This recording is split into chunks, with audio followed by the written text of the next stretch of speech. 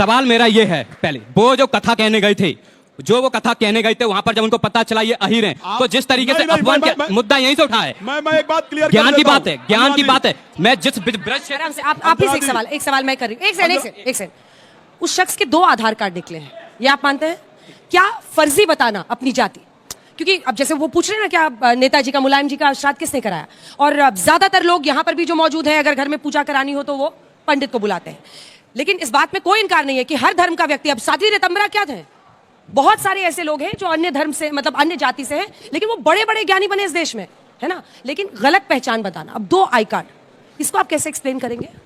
जो 2 आधार कार्ड, एक अग्नोत्री लिखा हुआ पीछे दिखा रहे हैं उस पे, और एक पे यादव लिखा हुआ दिखा रहे हैं। मैं जब उनके पास गया था, उनका आधार कार्ड ओरिजिनल जब देखा था, और यूपी तक का जो चैनल के वहां पे थे प्रवक्ता, उन्होंने भी देखा था, तो ओरिजिनल जो आधार कार्ड था वो यादव था। और एक वीडियो जो आ रहा है, जो प्रशासन बता रहे हैं कि इसमें अग्नोत्री लिखा हुआ है, ठीक है। तो वो भी हिंदू थे। हम मानते हैं कि वो उन्होंने जो गलत किया, कानून उसकी सजा देगा, लेकिन वहां पर जो अपमान किया था वो अहीर का नियम, वो नहीं, कोई पब्लिकली किसी का ऐसे अपमान नहीं कर सकता है, बिल्कुल नहीं कर सकता है। किसी को दुनिया में ये इजाजत नहीं है, और भारत में कानून जो दंड संहिता है, भारतीय दंड संहिता, उसके आधार पर कोई किसी को पब्लिकली शेम नहीं कर सकता है।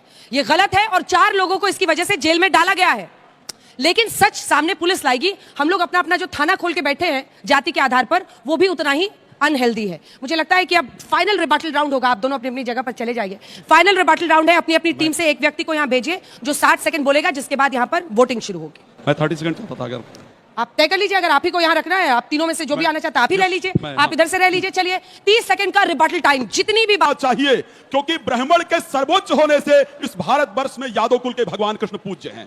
ब्राह्मण के सर्वोच्च होने से क्षत्रिय कुल में होने के बाद भी भगवान राम पूज्य हैं। ब्राह्मण के सर्वोच्च होने से आज वाल्मीकि जी की पूजा होती है। अगर ब्राह्मण सर्वोच्च नहीं होता तो शायद भगवान राम क्षत्रिय होकर के उनकी पूजा नहीं की जाती। ब्राह्मण सर्वोच्च नहीं होता तो कृष्ण कथा आज नहीं गाई जाती। ब्राह्मण सर्वोच्च नहीं होता तो वाल्मीकि जी का सम्मान नहीं होता। ब्राह्मण सर्वोच्च नहीं होता तो कबीर जी के दोहे मंदिरों में नहीं चलाए जाते। ब्राह्मण सर्वोच्च नहीं होता तो मीरा का भजन आज मंदिरों के अंदर नहीं चलाया जाता, नहीं गाया जाता। इसलिए मैं ये कह सकता हूं कि ब्राह्मण का सर्वोच्च होना महत्वपूर्ण है। यदि आप देश को, सनातन को, अपने आप को सुरक्षित रखना चाहते हैं तो ब्राह्मण को सर्वोच्च आपको रखना ही पड़ेगा। और अगर ब्राह्मण नहीं सर्वोच्च होगा तो आज के जो मुस्लिम हैं वो कल के हिंदू थे, ठीक है, और उनको काटा गया और दोबारा अपने आप को